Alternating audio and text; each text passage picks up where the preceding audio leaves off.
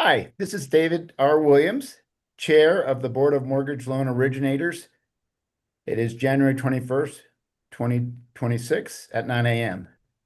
This is a public meeting of the Board of Mortgage Loan Originators. We will now call this meeting to order, and let's begin by having the Division Director, Marcia Waters, take a roll call. David Williams. Here. Shirley Thielen. Here. Josh Broadbeck. Present. Natalie Lawson. Here. Aaron Saladay. Here. You have a quorum. Great. Can I have motion to approve the board minutes from November 19th of 2025? So moved. I have a motion. Do I have a second? Second. Second. All in favor, say aye. Aye. Aye. All right. Board minutes are approved.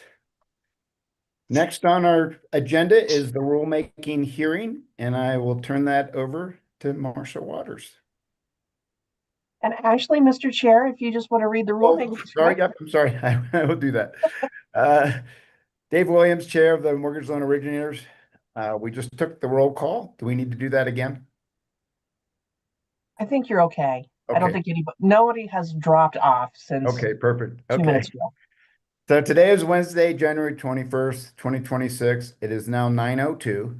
This is a permanent rulemaking hearing pursuant to the Administrative Procedure Act found in Section 24-4-103 of the Colorado Revised Statutes to hear oral testimony and written submissions related to the proposed amendments concerning the rule governing practices of the mortgage loan originators of the Board of Mortgage Loan Originators referenced in the Code of Colorado Regulation 4 CCR 725-3. Section 12-10-722 of the Colorado Revised Statute authorizes the Board of Mortgage Loan Originators to promulgate and amend these administrative rules. This permanent rulemaking hearing is being conducted pursuant to the process set forth in the Administrative Procedure Act. During this hearing, the board will hear testimony and accept written submissions in regard to amending rules 1.8 and 5.6 regarding the definition of a bona fide nonprofit organization and standards for reasonable inquiry. In addition to my fellow board members here today are Directors Marcia Waters, Deputy Director Sarah Horan, Senior Advisor Melissa Phillips of the Division of Real Estate, Education, Communication, and Policy Manager David Donnelly, and Anthony Lawley from the Attorney General's Office. The public record will consist of all testimonies and written information submitted within the allowable time frame. Therefore, in addition to all public comments today, the board will review all written materials to make final decision of the proposed amendment. The public record will close at the end of this hearing. We will now have Director Waters explain the proposed amendment to the rule. So board members, the proposed change to Rule 1.8 deletes the incorporation of federal law in the regulation. We were contacted by the Office of Legislative Legal Services, I believe in about October of last year, to notify us that this particular regulation is in conflict with state statute. State statute doesn't allow you to incorporate federal law by reference into a regulation. So we are striking the incorporation language so that your rule will now comply with law. 1.8-A would just simply say has the status of a tax-exempt organization under Section 501c3 of the Internal Revenue Code of 1986.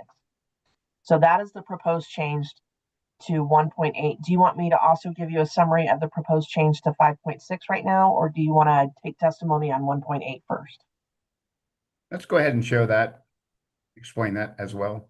Okay, so the proposed modification to Rule 5.6, the change would be in subpart D, and that is just deleting the reference to the tangible net benefit disclosure because you all repealed those rules in 2025. So this just deletes a reference to a rule that doesn't exist anymore.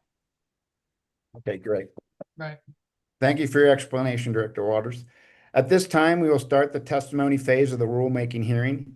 Each speaker will have 3 minutes to speak. please speak clearly and slowly for the recording.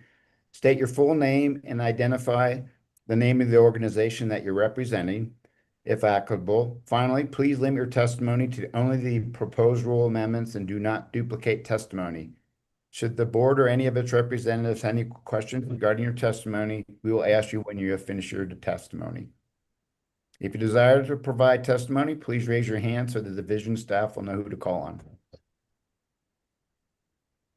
Good morning, board members, and thank you. This is David Donnelly talking today. If anyone from the public would like to address the board regarding these rules, please select the raise hand icon that you can locate in the Zoom tools platform, and we will be able to identify you. So with that, board members, if we can give it a moment or two here for anyone to select that raise hand icon, we can go from there. Okay.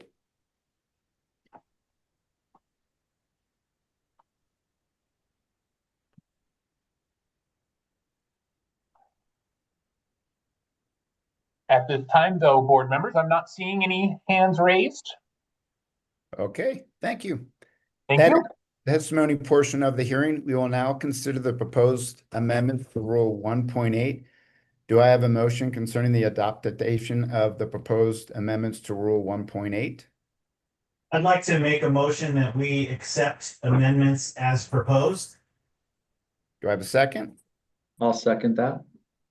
And that would be for both, correct, Josh? Yes, sir. Okay, great. All in favor, say aye. Aye. Aye. Aye. Aye.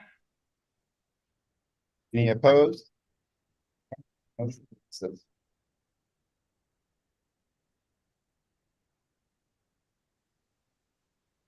This concludes the rulemaking hearing. Thank you. We'll now move to policy matters, and I'll turn that over to Director Marcia Walters. So before we go into the policy matters, I just wanted to give you a staffing update, board members. Garrett Lyle resigned from the division in November. He went and took a job with the Secretary of State's office. So the new deputy director is Sarah Halloran. You guys have known her for quite a while. She's been a team lead. She came to us. She's got a degree in real estate. She was a mortgage loan originator, I think, prior to starting here. So she's got a wealth of information or a wealth of education and experience. So please welcome Sarah in her new role. Welcome, Sarah, and congratulations. Yes. Yeah, Yes. fantastic. Awesome. Thanks, everybody. So the only policy matter that you have on your agenda today is the proposed position statement to deal with the home equity or shared appreciation contracts. You had asked us to draft one of these, I think back in either September or November, and this is what we have put together for you. Yeah, it's really good. Mhm. Okay, so we do have opportunity for some public comment. Any person may bring their concerns about this matter not on the agenda. This is on the agenda, so is there anyone that has any questions or issues with that? Board members, before you get to that point, I think you have to adopt the position statement officially. Okay, So perhaps some discussion, and then assuming everyone is on board or not on board, a vote on whether to adopt it. okay. Does anybody have any questions or discussion? I think we had kind of talked about it in the past already, right? And we kind of all agreed. Mhm. Yeah, And I think we the- defined I what think it it- was. I think it summarized what we discussed previously really well. So I would move that we adopt the position statement. Okay, I'll second. all in favor, say aye. I Aye. Aye. The motion passes. Okay, we will now move on to complaint matters. Is there Yep. anything that you would like on your agenda for the March meeting? I don't have anything. Nothing here. No. me neither. March And seems then- like a long ways away. But Right. It's gonna be here fast, though. All right. You're right. And then if we can just see if there is any public comment before we move into complaint investigations. Thank you, Director Waters. Once again, any members of the public that would like to address any bring any concerns to the board that are not on today's agenda, please select that raise hand icon out of the Zoom platform and we can identify you. So let's give that a moment, board members, and we'll see if any hands raise. And if not, I'll pass it back to you. Okay. But again, no hands. So back to you all. Thank you. Okay, great. All right. So now we'll move over to complaint matters and turn that over to Sarah Holland and Nicole Tribehorn, Eddie Rose. Good morning, board members. Good morning. Our first one is investigative matter A, complaint number 2025-799. The complaint alleges that the respondent failed to include APR and required disclosures despite listing interest rates in the email advertisement. During the course of the investigation, it was identified that the respondent's license was renewed in the NMLS, but was not renewed with the division in 2024. As a result, the respondent operated on an expired license between January 1st, 2025 through August 4th, 2025. And during that time, the respondent originated 20 loans for Colorado borrowers, 4 of which closed. Possible violations include 1210-704, license required, and 1210-713-1M, any Part 9 or rule violation. Our disciplinary recommendations are diversion and a $500 fine, and Investigator Martinez can help answer any of your questions. I did have a question about this one. There were a couple of references to there being issues with renewals during that period of time. Yeah. Does anyone have any info on that? Yeah, so basically what happened is that most of these states just required renewal in the NMLS registry for the 2024-2025 period. Colorado was one of the states that still required a renewal with NMLS as well as with us individually as an agency. So in the process, we saw that several licensees had done the renewal on NMLS in time, but never did the Colorado renewal. And so there were essentially several licensees that it was discovered around July or August that they had been practicing, but had never actually been renewed because of the fact that they failed to submit the Colorado specific renewal, just did the NMLS renewal.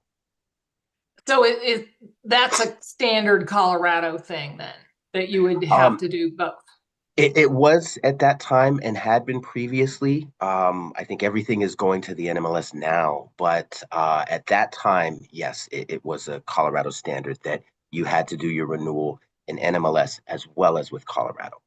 Okay, and I'm not a broker. So does the broker receive notification that they need to renew in both places? Yeah, there are email notifications that go out from the division specifically explaining that the renewal has to be completed. Yes. Okay, so he should have known. Yes. Yeah, and unfortunately, there were several loan originators that this happened to. So it seems like kind of an industry-wide point of confusion for many. So the licensing staff did have to deal with trying to help those brokers or those loan originators get their licenses reactivated. Straighten out, right? Okay. Okay. I would say it didn't happen to them. It was their lack of probably follow through. Right. Yeah. Paying attention to emails. Yeah. Yeah. And I think board member Lawson, a lot of them have a licensing specialist in their office that handles everything. And I think sometimes around renewal, it seems like they get overloaded, especially if they're a licensee that has, 20, 25, 30 different states that they're licensed in. So. Yeah. What a privilege. Oh, you mean take responsibility? Okay. Yeah. Yeah, I mean, I don't think saying I didn't know is an excuse to, So when did he find out that He didn't found have? out through our investigation. Literally during the interview, I had to outline to him, hey, I'm checking your license status here, and it looks like you've been expired since December 31st. And he's kind of, you'll hear in the interview, he believed that he was still active and had been originating.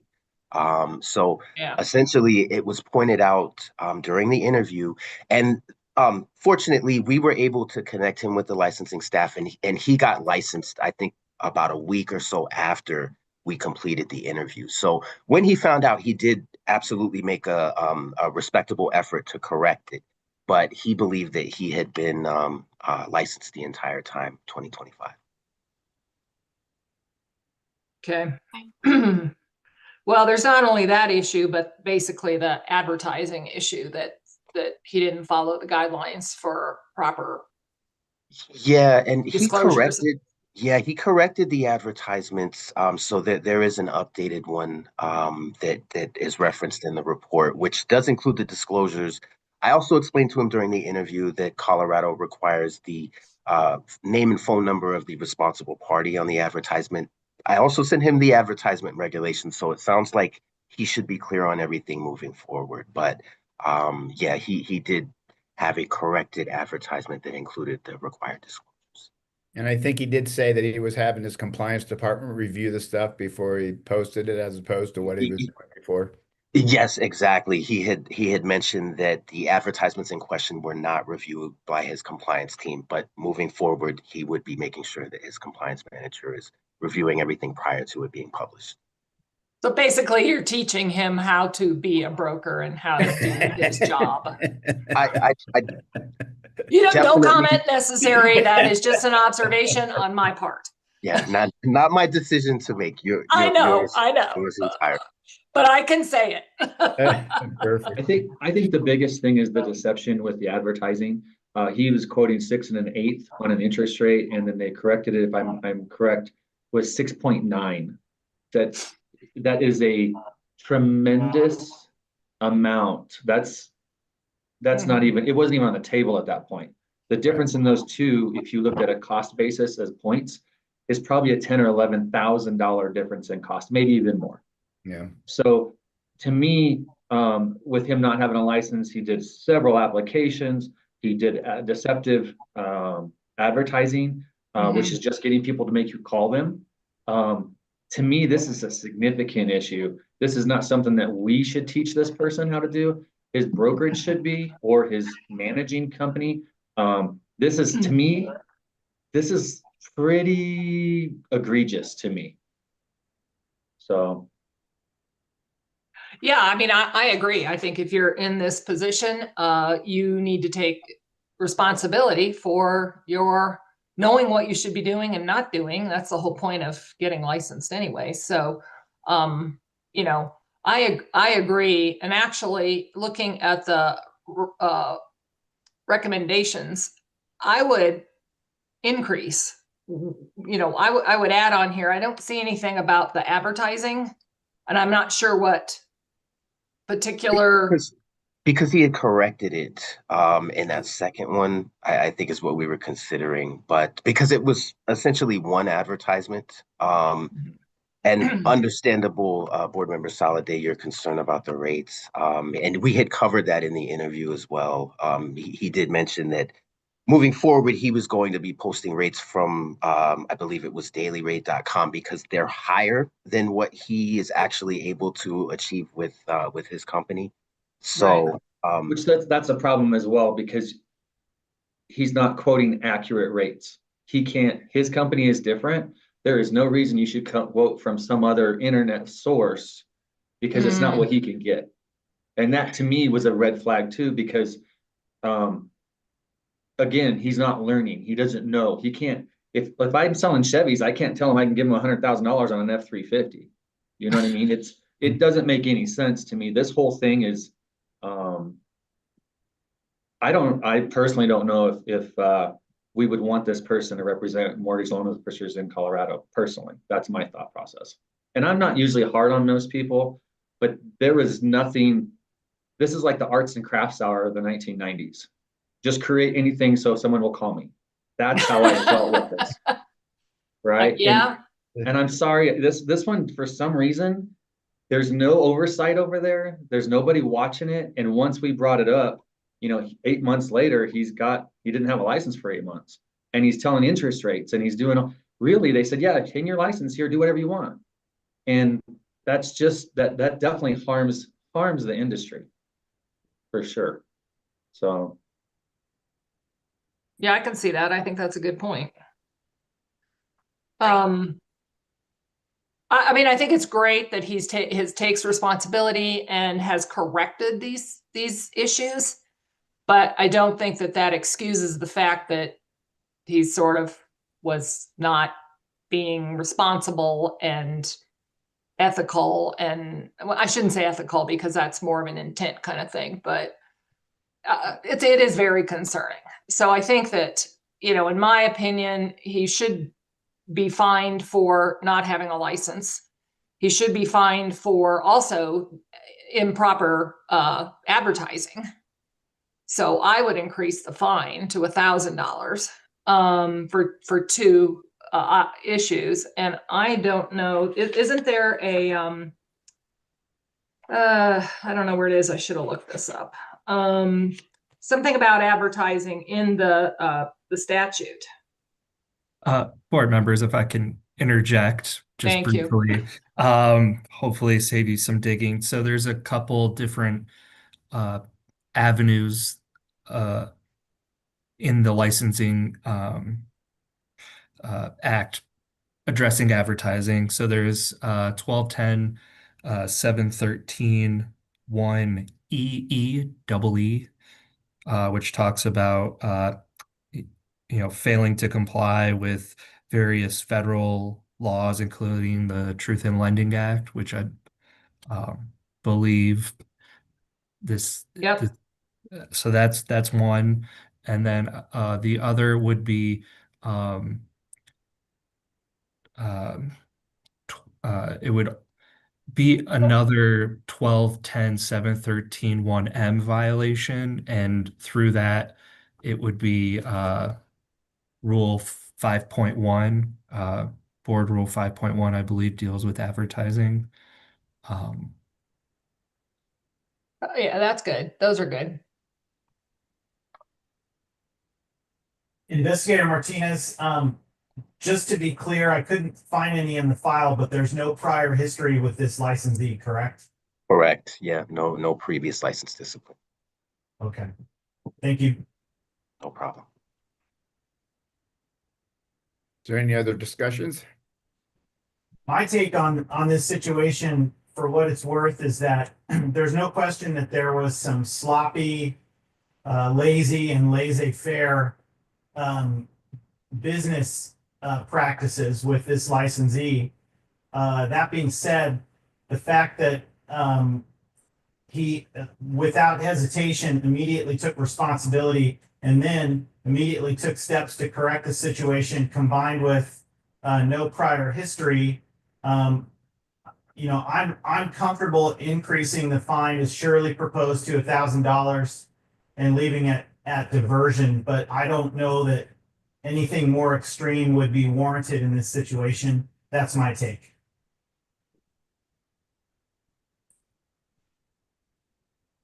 I could agree with that. Yeah, I just, we're setting a precedent, so we don't want to just let this slide by. Yep. So Well, do I I'll make a motion unless there's anybody else has any other comment. So I would move that we recommend diversion and a fine of $1,000 based on section 1210-704 requiring a license, 1210-7131M, any part 9 or rule violation, and 1210-713-1EE regarding advertising. Second. Okay. All in favor, please say aye. Aye. Aye. Any opposed? Okay. Motion passes. We'll now move on to licensing matters. First is license matter A. I'll There have was a to, type. I'm sorry, I have to cut you off. I have to recuse myself from this one, so I will turn off my stuff right now. Okay. Okay, license matter A. There's a typo on your referral. The complaint number is 2025-1694. That's what it should be. The applicant entered into a stipulation for diversion with the Colorado Real Estate Commission on October 30th, 2018. The applicant was ordered to complete 10 hours of coursework and pay a fine of $1,750. As a result of failing to pay the stipulated fine by the agreed upon deadline, a stipulation violation was filed on June 4th, 2019. A fine of $2,500 and public censure was recommended. The terms of this stipulation were completed on December 17th, 2019. A complaint concerning the applicant was filed with the Colorado Real Estate Commission on July 15th of 2019. The complaint resulted in an administrative hearing in which an initial decision was rendered on July 5th, 2021. A final agency order was entered on September 15th, 2021. The order also included the discipline from the applicant's 2019 stipulation violation. The applicant's real estate license was revoked and a fine of $20,125 was ordered. As of yesterday, the fine is still unpaid at this time, and we do not have a recommendation, but again, Investigator Martinez can answer any of your questions. Open it up for discussion. I mean, I just personally have a lot of issues on this one in terms of just the integrity of this person. Seems to be a reoccurring situation.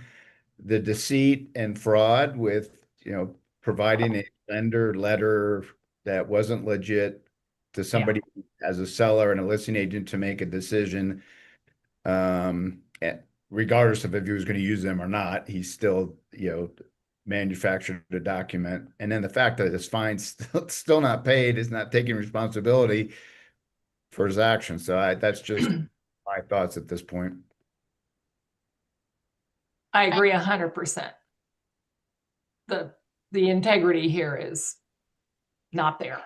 And I mean, this has just been, I mean, how many cases have there been over the years here? It's just continues and continues. And so those were regarding his real estate license, correct? And now he's applying for a mortgage broker license, but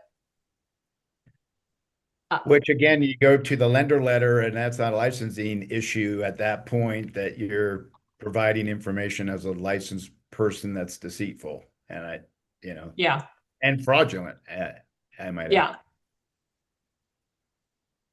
yeah. So, board member, sorry to interject, just based on the discussion, if the board was entertaining potentially denying the license, it sounds like there's a couple bases that align with the discussion the board is having. The first one would be 12, 10, 7, 11, 1C, as in cat.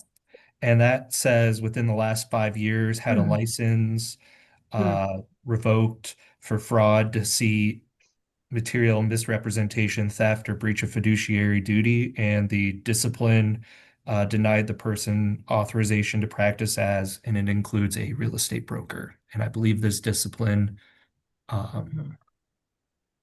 was revoked. His license was revoked on September 21st, 2021. So it is within the 5 years. If I'll go ahead and accurate. I'll go ahead and make a motion to deny the application based on 12-10-7111-1C. Do I have a second? I second. All in favor, say aye. Aye. Aye. Any opposed? The license rejected. We'll now move on to the next licensing matter.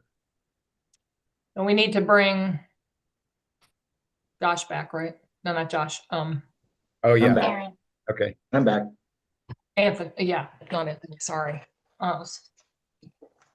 The license matter B is complaint number 2025-2220. On March 31st of 2010, the applicant pled guilty to unlawful possession of a controlled drug with intent to distribute, a felony. The applicant was ordered to serve 2 years in the Oklahoma Department of Corrections and pay a fine of $4,585.39. The fine was paid on October 2nd, 2012, and we do not have a recommendation. And Investigator Martinez can answer any of your questions. I actually initially went through all of this. You know, I can understand it. Everything's been a long time. I mean, the fine was paid 13 years ago. He did 2 years, and his explanation to me is absolutely, I could definitely see that happening. There was no other issues with, you know, anything he's had in the past that I saw. I would be, you know, okay with approving the license, but that's my initial thoughts. I agree with I'm in you. agreement. I think he had, you know, good recommendation letters on who he is and his character as a person. And yeah, it's unfortunate circumstances based on reading through the information. So I would agree with that. Mhm. I do too. So I move that we approve applicant's application for license. I second. All in favor, say aye. I. The license is now approved. Thank you. We'll now move on to ESP matters, which there are none, and the AG matters, which there are none. So do I have an motion to adjourn the meeting? So move. Do I have a second? I'll second. second. Favor, say aye. Aye. I. The meeting is concluded. Thank you. Thank you, everybody. For your participation. Thank you. Good Good spring, job, Dave. everyone. Thank Have a you. good day. Bye. Bye. Have a good 2 months, I guess.